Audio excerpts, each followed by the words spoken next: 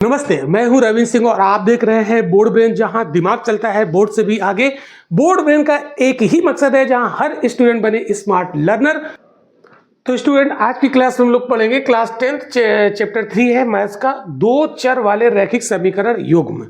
और इसमें हम पढ़ेंगे, आज पहला टॉपिक है इसमें ग्राफी विधि द्वारा समीकरण को हल करना। ओके, तो देखो, जैसे हमने आपको पिछले क्लास में इसका जो पहला लेक्चर था उसमें मैं इंट्रोडक्शन आपको बताया था, तो उसमें बताया था कि इसको किस तरीके से निरूपित किया जाता है दो चर वाले रैखिक समीकरणों के युग्म को। तो जैसे एक हमने लिखा a1x plus b1y plus c1 बराबर 0, पहला इक्वेशन।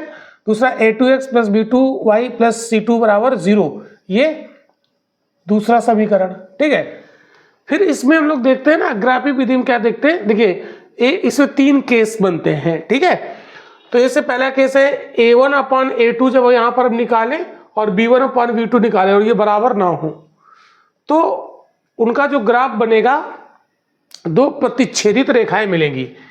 जैसे मान लो कि एक रेखा इधर जा रही है, एक रेखा इधर आ रही है, जहां पर ये कट करेंगे ना, प्रतिच्छेदित रेखाएं मिलेंगी इसका ग्राफ। तो जहां पर ये कट करेंगी उसी के जो पॉइंट होंगे वही उस इक्वेशन के हल हो जाएंगे, यानी इसका एक सॉल्यूशन मिलेगा। ठीक है भाई, लीनियर इक्वेशन होता है, तो जो रैखिक समीकरण होता है उसका ग्राफ जब भी बनाते हैं तो वो हमेशा एक स्ट्रेट लाइन होता है।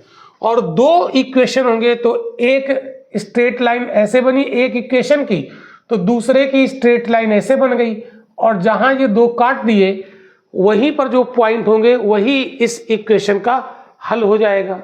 एक केस। दूसरा केस a1 a2 बराबर b1 अपॉन b2 बराबर c1 अपॉन c2, अगर ये तीनों बराबर आ जाते हैं, इससे निकालते हैं तो संपाती रेखाएं मिलेंगी और अनेक हल होंगे।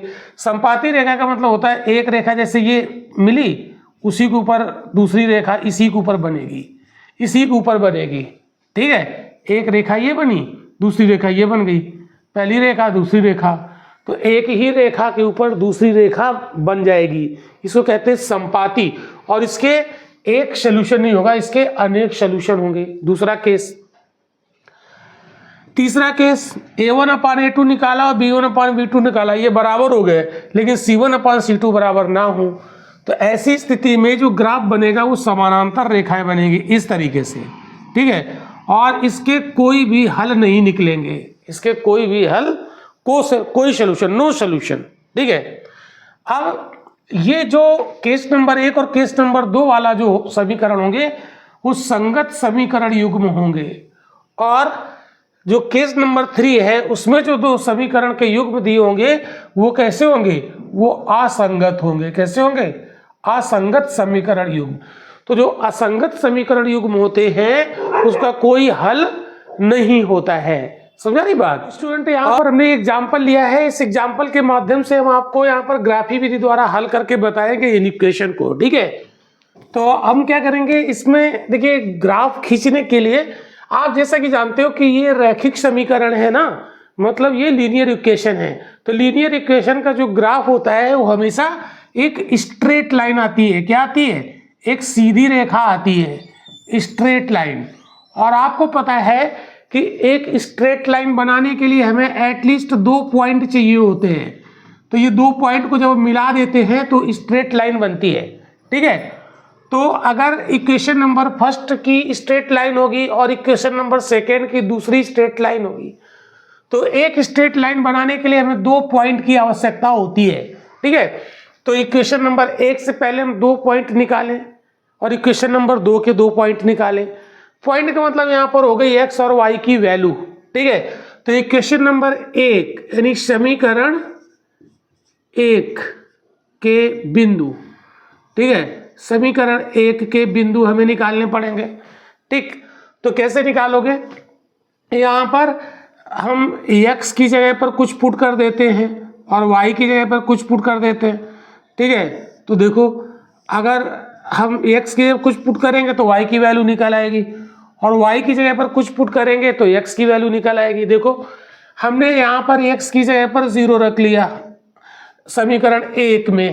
ठीक है, समीकरण 1 के बिंदु निकालने, तो जब x की जगह पर 0 रखेंगे तो ये जो टर्म है वो 0 हो जाएगा, 5 × 0।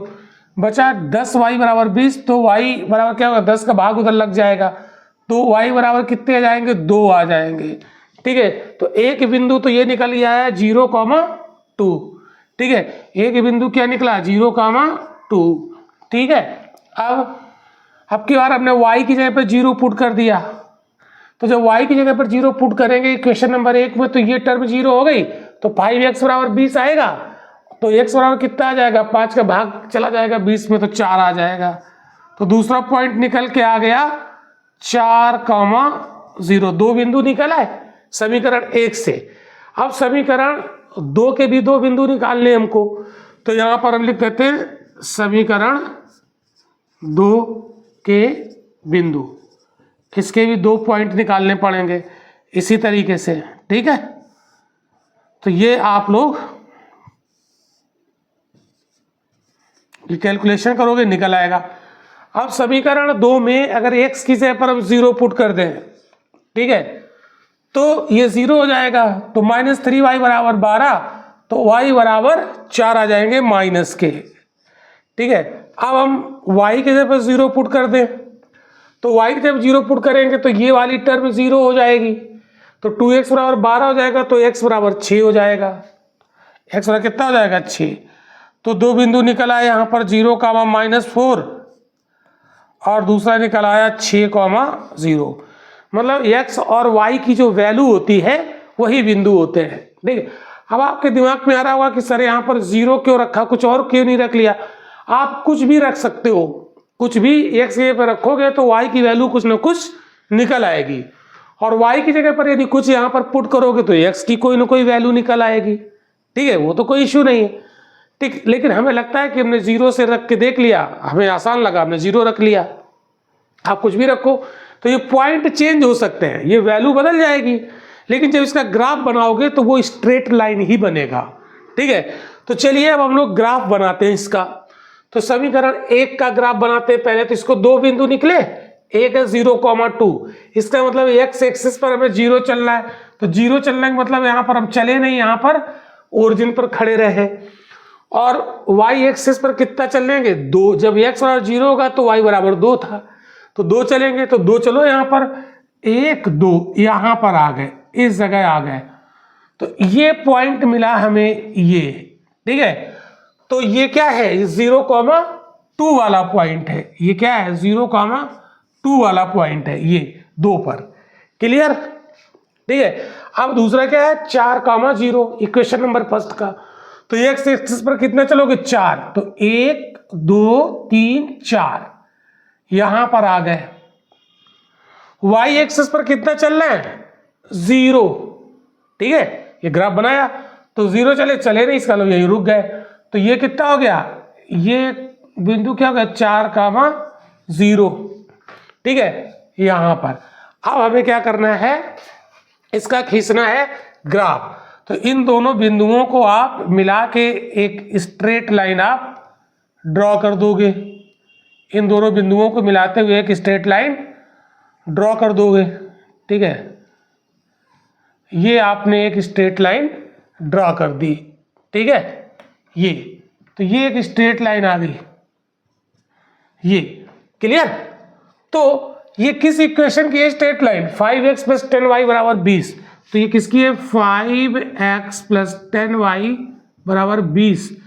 इस लीनियर इक्वेशन का ये ग्राफ हो गया स्ट्रेट लाइन। तो ग्राफ कैसे खींचते हैं, पहले हम इसकी x y की वैल्यू निकालते हैं। ठीक है, 2 बिंदु निकालते हैं, 2 बिंदु निकाल लिए, ग्राफ पे इसको हमने ड्रा कर दिया और दोनों बिंदुओं को हमने मिला दिया, एक स्ट्रेट लाइन बन गई। तो इस लीनियर इक्वेशन की ये स्ट्रेट लाइन है। तो लीनियर इक्वेशन की जो ग्राफ है वो हमेशा स्ट्रेट लाइन बनता है, एक बन गया। ठीक है, ये क्लास 9th में भी हमने पढ़ा है। अब हम इक्वेशन नंबर 2 से इससे देखेंगे, इक्वेशन नंबर 2 से, इस वाले से। तो इसमें क्या बिंदु आया, 0,-4। इसका मतलब x एक्सिस पर 0 चलना है, यहीं पर रहे। y एक्सिस पर कितना चलना, -4। तो -4 ये नीचे आते ही सब माइनस के होते हैं, ऊपर जाते हैं तो y एक्सिस पर प्लस के होते हैं। तो 4 चलो माइनस, तो 1 2 3 4 यहाँ पर आ गए इस जगह पर। तो इसके कोऑर्डिनेट क्या हो गया, 0, -4, ये बिंदु हो गया। दूसरा क्या है 6,0 यानी x एक्सिस पर कितना चलेंगे 6, तो x एक्सिस प्लस का 6 यहाँ पर आ गए, ठीक है, और y एक्सिस पर चले गए 0, तो यहीं पर रुक गए। तो इसके कोऑर्डिनेट कितने हो गए 6,0, कोऑर्डिनेट मतलब पॉइंट, तो 2 पॉइंट मिले भाई। तो 2 पॉइंट, अब इस पॉइंट और इस पॉइंट को मिला दो, मिला के एक स्ट्रेट लाइन बनेगी, ठीक है। तो क्या बनेगी भाई स्ट्रेट लाइन, इसको बनाओ इस तरीके से, इसको आप ड्रॉ करो, ठीक है। तो ये एक स्ट्रेट लाइन बन गई। ये किस इक्वेशन की है, ये 2x - 3y बराबर 12 के, 2x - 3y बराबर 12, ये इक्वेशन था इसकी स्ट्रेट लाइन। अब आप देखोगे ये स्ट्रेट लाइन 5x + 10y बराबर 20 वाली इक्वेशन की है, और ये straight line 2x - 3y plus बराबर 12 की है, ठीक है। यानी दो इक्वेशन की स्ट्रेट लाइन बनी। ये स्ट्रेट लाइन यहाँ पर काट रही है, ठीक है।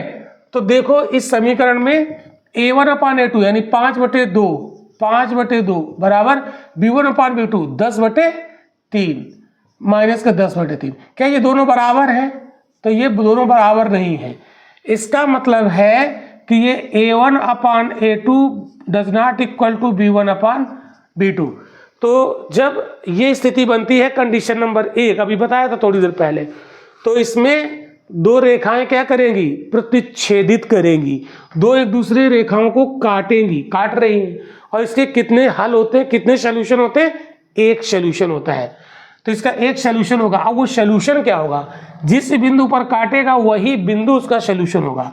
तो ये कहां पर काट रहा है देख रहे हो, ये 5 है x एक्सिस पर, ये 5 है, 5 पर काट रहा है, और y एक्सिस पर कितना -1, ये देखो ये तो ये कितना हो गया 5 x एक्सिस पर और y एक्सिस पर -1। तो इसका हल कितना हो गया, ये जो जहां पर ये दोनों रेखाओं ने प्रतिच्छेदित किया दूसरे को, वो कितना है 5, -1, ये इसका हल हो गया। क्योंकि ये x एक्सिस पर देखो 5 पर कट रही है और y एक्सिस पर -1 पर कट रही है, तो यही इसका सॉल्यूशन हो गया, ठीक है। यानी x की वैल्यू 5 है और y की वैल्यू -1 है। समझ आई बात की नहीं आई, ठीक है। तो इस विधि से इसको हमने सॉल्व कर लिया। तो स्टूडेंट ये विधि आपको समझ में आई कि नहीं आई, कमेंट करके जरूर बताइएगा। अगर समझ में आई तो लाइक कर देना और चैनल को सब्सक्राइब जरूर कर देना और बेल आइकन को दबा लेना, ताकि हर वीडियो की इन्फॉर्मेशन आपको मिल सके, और शेयर जरूर कर देना। तो स्टूडेंट मिलते हैं सेकंड मेथड अगले वीडियो में। Thank you.